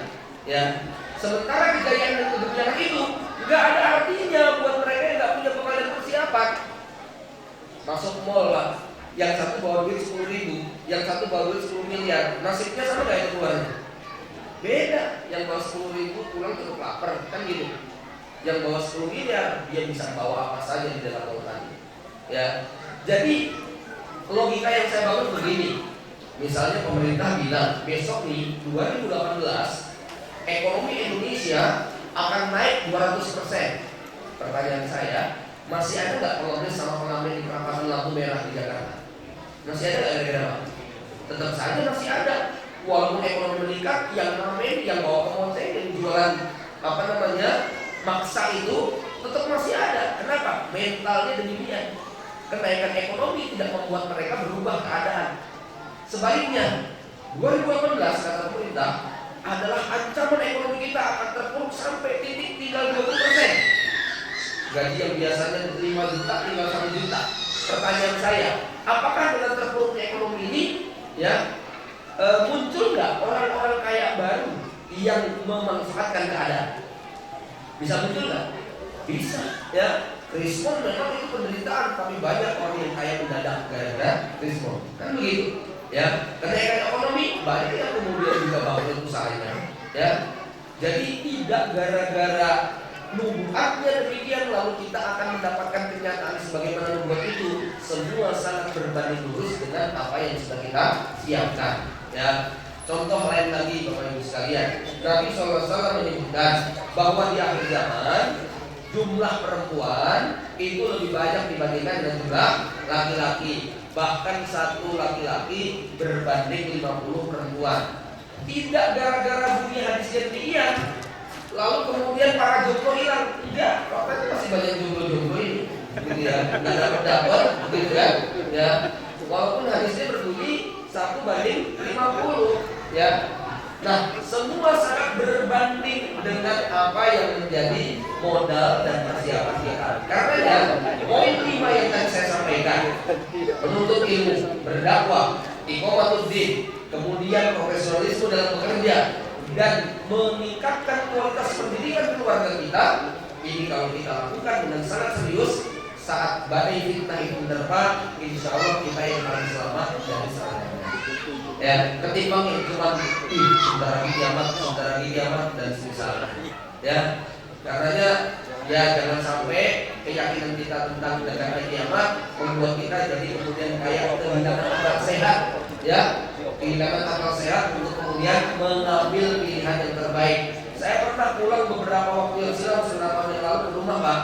Ya, saya tanya Bapak saya, Pak, gimana lantai 2-nya dilanjutkan nggak? wah jangan nih, tadi bapak baru dengar pelajaran kiamat, kayaknya sebentar lagi ya. Akhirnya dikasih tahu, babe gimana sih, mau anaknya yang nulis buku tentang kiamat aja bangun gedung terus, begitu kan? Ya. Jadi kalau ada yang tanya kayak gitu, saya katakan kami membangun gedung terus Pak, karena apa, kebutuhan, ya. Dan pada saat nanti fitnah itu tiba, mereka yang punya bekal persiapan yang paling mampu untuk banyak mengambil peran. Bayangkan ya, kalau nanti fitnah itu tiba, kita kondisinya sakit, nggak punya duit jelas, ya, rumah kontrak, kemudian motor, mobil nggak punya sama sekali, baru di PHK. Kira-kira dapat kondisi kita semacam itu apa yang bisa kita lakukan? Ini lebih sengsara, ya, ketimbang orang yang dalam keadaan fitnah itu tiba, tapi dia sudah siap secara mental dan material. Ya, makanya tadi Imam Mahdi datang tergantung seberapa modal yang kita punya. Ya, masuk ke tengah hutan pengen berburu, yang satu bawa tangan kosong, yang satu bawa senjata lengkap, nasibnya pasti berbeda. Ya, bisa. Baik, sebelum Ustaz menjawab pertanyaan dulu, Bapak Ibu sekalian, adalah sebuah perkataan yang sangat menyakitkan bagi seorang anak ketika dia itu ketabrak mobil, lalu sang ibu mendekat sambil jewer, sambil misuh-misuh, sambil nendang-nendang dan mengatakan, dasar bandel, dibilangin jangan keluar juga, akibatnya ketabrak nih. Padahal kakinya patah, pahanya robek, ya, jari-jarinya putus. Kira-kira itu ibu yang sehat enggak Pak? Hah? Taruh deh bahwa anak itu betul-betul dia karena gak izin orang tuanya. Tapi kira-kira pantas gak seorang ibu ngomong kayak gitu? Apalagi bukan ibunya kemudian ngomel-ngomel. Ya, dokter manapun melihat kejadian tabrakan, kecelakaan yang walaupun itu jelas-jelas salah, maka langkah yang pertama dilakukan kalau akal sehatnya masuk berfungsi adalah segera masuk emergensi, ditangani sebisanya. Masalah nanti kemudian terbukti begini begitu, nanti dulu kita sisir pelan-pelan. Ini kalau kita waras demikian Pak, ya. Apa yang menimpa kepada saudara-saudara kita di Syria, padahal kita nggak pernah ke sana, hanya gara-gara membaca berita dari satu internet atau semisalnya, menjadi sangat tidak adil kalau kemudian kita langsung membuat justifikasi kesimpulan yang itu kalau didengar oleh mereka sangat menyakitkan hati. Ya, Bapak Ibu nggak pernah dengar bagaimana kisah relawan-relawan yang dikirimkan ke sana, entah dari lembaga kemanusiaan manapun. Itu pada saat relawan Indonesia datang ke sana, yang saya lihat salah satunya adalah dari satu organizer di angkatan yang beberapa ya. Tapi di situ digambarkan baru saja satu rombongan Eropa membawa kurang lebih 20 mobil ambulan full dengan obat-obatan yang ada di dalamnya. Sementara dari Indonesia, tablik akbar keliling ratusan provinsi, hasil yang dikumpulkan hanya bisa beli satu mobil ambulan dengan obat-obatan ala kadarnya. Malu nggak kita Pak? Masih Pak? Orang Inggris datang bawa 20 ambulan full. Kita cuma satu ambulan pun nggak full, ya. Lalu pada saat kita memberikan apa jawaban mereka, ya. Ketika kita bilang mohon maaf, hanya ini yang bisa kami berikan. Kata mereka, qalilun indakum katsirun indana. Mungkin menurut kalian sedikit, tapi bagi kami sudah sangat banyak. Kami lebih bersyukur dengan keberadaan kalian. Di bulan Ramadan kalian datang ke tempat ini, meninggalkan anak istri selama 1 bulan lebih untuk menemani kami, mengajari kami, mengobati kami. Bagi kami kehadiran Anda lebih istimewa daripada sekedar mereka yang mengirimkan obat-obatan saya. Kami lebih terikat dengan hati kalian. Lihat itu Pak, pemulihan mereka. Sampai kemudian mereka membuat kita malu sekali. Kenapa? Beberapa relawan yang datang ke sebuah tempat disuguh makanan, namanya juga relawan. Ya, bayangan kita kalau kamu disuguh makanan ya sudah dihabisin. Ya, nggak ngerti bahwa tuan rumah itu sekian orang belum pada makan. Ya, tapi mereka silakan. Gitu ya. Akhirnya teman-teman ini makan habis selesai mereka mau repeat sisa-sisanya. Mau nggak kira-kira? Masya Allah ya akhirnya aku nggak bilang nggak apa tidak. Ya, begitu mereka memuliakan kita. Ya, dalam kondisi yang sangat kepepet, dalam kondisi yang mereka sangat membutuhkan, tapi mereka justru lebih perhatian kepada tamu daripada kepada keluarganya sendiri. Ya, maka menjadi sangat tidak adil kalau kemudian kita hanya dengar sekilas lalu memberikan celotehan-celotehan yang salah. Karena ini Allah, misi para relawan ini berbicara tentang kemanusiaan. Ya, bahkan andai kata dua tetangga kita yang beragama berbeda, mereka kelaparan pun haram bagi kita untuk membiarkannya. Nggak boleh tetangga kita yang Kristen kelaparan kemudian kita bawain makanan. Masuk Islam ya, tapi ya nggak boleh Pak, itu aku maksa namanya. Ya, dalam Islam diharamkan kayak begitu. Dia nggak boleh masuk Islam gara-gara kita butuh hari dikasih makanan di rumah. Ya, jadi begitulah etika seorang Muslim. Ini satu sisi. Sisi yang lain, Bapak Ibu sekalian, negeri Syariah negeri yang betul-betul penduduknya diistimewakan oleh Allah Subhanahu Wa Taala. Bahwa salah satu penyebabnya, ya, yang disebutkan mereka adalah karena pemberontakan, sebenarnya ini sangat jauh dari panggang. Kalau baca ceritanya itu sangat sederhana. Hanya gara-gara ada anak SD yang belum ngerti, ikut-ikutan setelah nonton TV, lalu bikin coretan di dinding sekolah mereka, basar-basar turun. Rupanya coretan ini yang kemudian memulai revolusi tadi. Anak kecil yang namanya Hamzah Al-Khatib tadi kemudian diculik bersama teman-temannya, lalu mereka disiksa, diperlakukan benar-benar sangat kejam dan ditemukan sudah meninggal dunia. Lalu orang tua perwakilan kepala sukunya datang dengan membawa surban berwarna hijau yang diikatkan di kepala. Dalam tradisi masyarakat Damaskus, kalau ada kepala suku minta sesuatu kepada negara dengan membawa tali yang diikat di kepala, maka dia pantang pulang kalau tidak berhasil. Tapi apa yang sudah terjadi? Ya, jangan berharap anak kamu bisa kembali, kamu nggak bisa dididik anak. Tolonglah maafkan, kami nggak akan mengulangi lagi. Nanti anak kami akan kami ajari yang baik. Sudah, nggak usah minta anak, ya bikin lagi aja anaknya sendiri. Kalau kamu nggak bisa bikin anak lagi, bawa istri-istri kalian, bawa ke sini nanti saya kembali. Itu kan itu sangat-sangat menyakitkan. Dan tali surban yang di kepala itu dibuang, diikat-ikat. Ini yang membuat kemudian penduduk marah besar, dihinakan, dinistakan sedemikian rupa. Hari Jumatnya mereka kemudian keluar semua ke lapangan tanpa membawa sama sekali benda, batu dan semisalnya, karena mereka cuma pengen menuntut keadilan agar mayatnya dikembalikan. Jamaah yang Allah, silahkan kalau ini dianggap sebagai sebuah pemberontakan yang mana? Sampai akhirnya yang namanya orang diserang yang berulama demo yang sangat-sangat santun, ya. Mungkin kalau bahasa kita aksi damai, super damai, ternyata presidennya berbeda. Ya, bahasa langsung menginstruksikan supaya menghabisi semua yang ada di depan, dan terjadilah huru-hara yang luar biasa dan berlanjut sampai sekarang. Ya. Nah, kalau kemudian itu kita anggap sebagai pemberontakan, saya tidak tahu dari mana kemudian itu menyimpulkannya.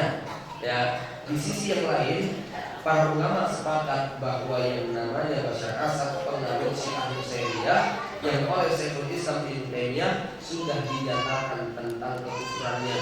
Bahkan sebagian Syiah pun mengatakan Nusairiyah itu mirip seperti kelompok preman, tetapi bandelnya kebablasan sampai mau dikeluarkan dari grup preman, saking bandelnya. Gitu ya, brutal mereka luar biasa. Ya, silahkan baca tentang agama Nusairiyah. Ya, jadi wajar kalau kemudian yang namanya semut hijab dia akan melawan. Ya, Bapak Ibu sekalian, sekali lagi yang saya tahu kawan-kawan dari aktivis kemanusiaan, mereka tidak mempersoalkan, maksud saya fokus mereka bukan masalah hubungan politik antar rakyat dengan kepala negara, tapi mereka fokus bahwa ada nasib saudara-saudara kita di Suriah sana yang kehidupan mereka digambarkan sebagai kejahatan kemanusiaan terkejam sepanjang sejarah manusia. ya, belum pernah terjadi ya sebelumnya sebagaimana yang menimpa kepada kaum muslimin yang ada di Suriah. Jadi hanya itu yang bisa dilakukan oleh kita, membantu meringankan, ya, tidak berpikir lebih jauh daripada itu. Kalau perilaku yang semacam ini juga disalahkan, ya, kita siap untuk berargumen di hadapan Allah Subhanahu wa taala bahwa yang kita lakukan semata-mata melihat ada saudara kita yang kelaparan, kehausan, terluka, lalu kita mencoba untuk sedikit meringankannya. Demikian, Allah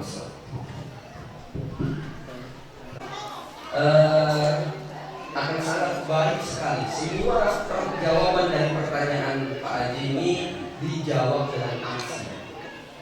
Dijawab dengan aksi nyata. Apa aksi nyata kita? Menghidupkan betul-betul gerakan dakwah, gerakan menuntut ilmu, dan gerakan iqamatuddin. Ini akan coba kita lakukan, ya. Jamaah yang dimuliakan Allah. Jadi betul kita melihat ada satu yang paling efektif, yaitu pada hari Jumat. Maka ketika kami mengisi di daerah Kediri, itu kami jauh-jauh diundang cuma ngisi khutbah Jumat. Kenapa? Acara khutbah Jumat nggak perlu bikin pamflet, gitu, nggak perlu pakai surat undangan, nggak perlu pakai ini dan sebagainya, ya. Tapi jamaah akan full datang, ya. Maka diusahakan khutbah Jumat ini benar-benar menjadi media untuk menyampaikan al-haq ini, ya, secara masif. Nah, baru malamnya nanti sekaligus dimaklumatkan, ya. Jadi siang khutbah Jumat, nanti malam ada kajian. Ini jamaah yang tadi nggak mesti pun akan tahu. Setidaknya, ya, 2 kali, 3 kali, 4 kali mereka Jumatan, mereka akan mengerti aktivitas yang ada di masjid kita, ya.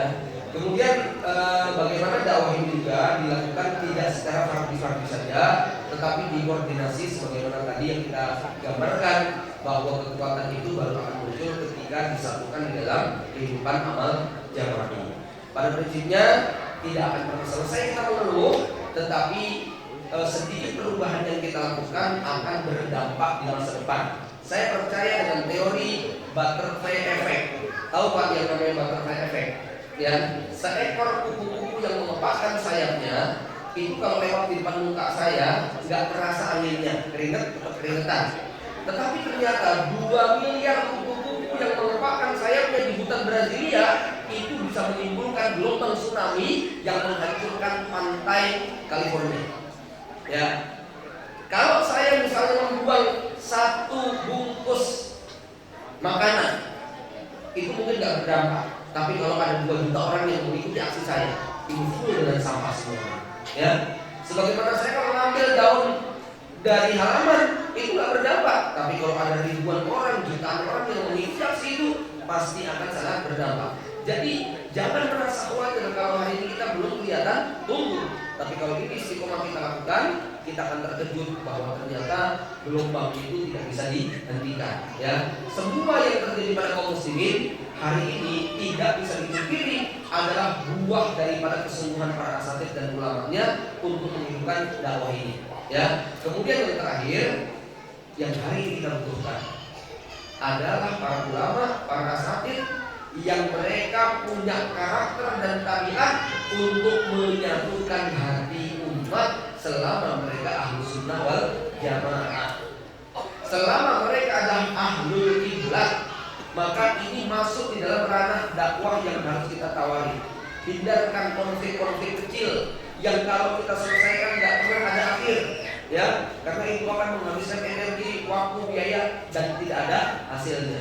Maka yang dibutuhkan adalah para ulama yang mampu menyatukan hati umat Islam dan mereka fokus kepada pekerjaan utama mereka. Wallahu a'lam. Mudah-mudahan ini sedikit bermanfaat. Aku mengucapkan assalamualaikum warahmatullahi wabarakatuh. Ini termasuk pembahasan yang misterinya paling tebal. Makanya sampai hari ini saya belum pernah menulis tema tentang Ya'juj wa Ma'juj. Ya. Tapi intinya bahwa umat Islam tidak akan mampu untuk melawan Ya'juj wa Ma'juj. Sebab Nabi sudah mengatakan la yadani lahum.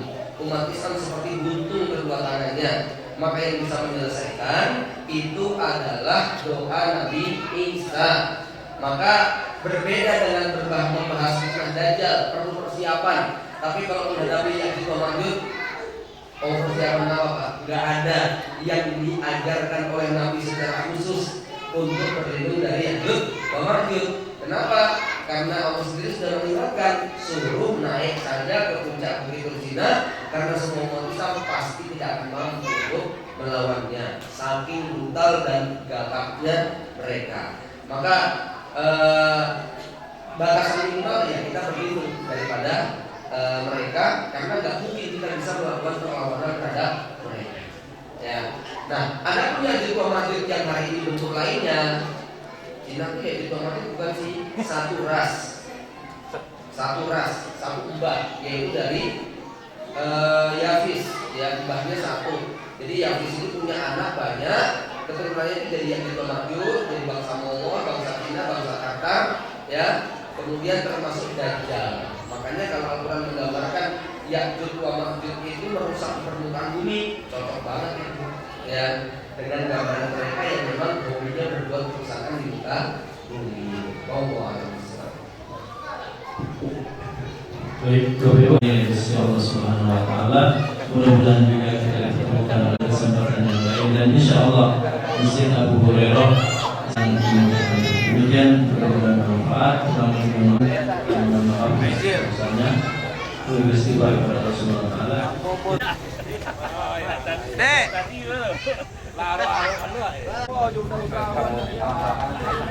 Ya, monitor. Alhamdulillah. Mati ke kira.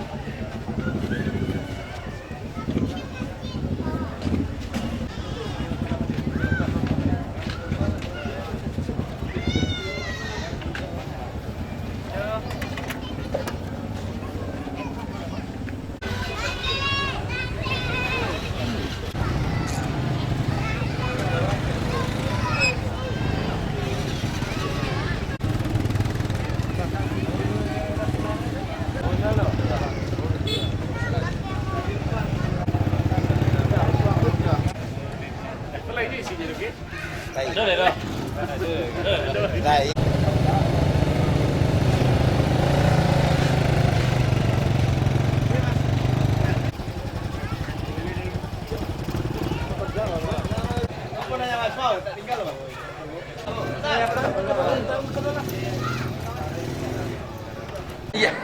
Ini lagi kumpul sama semua berjamaah dari Payakumbuh. Senior ya. Wah. Pak Haji.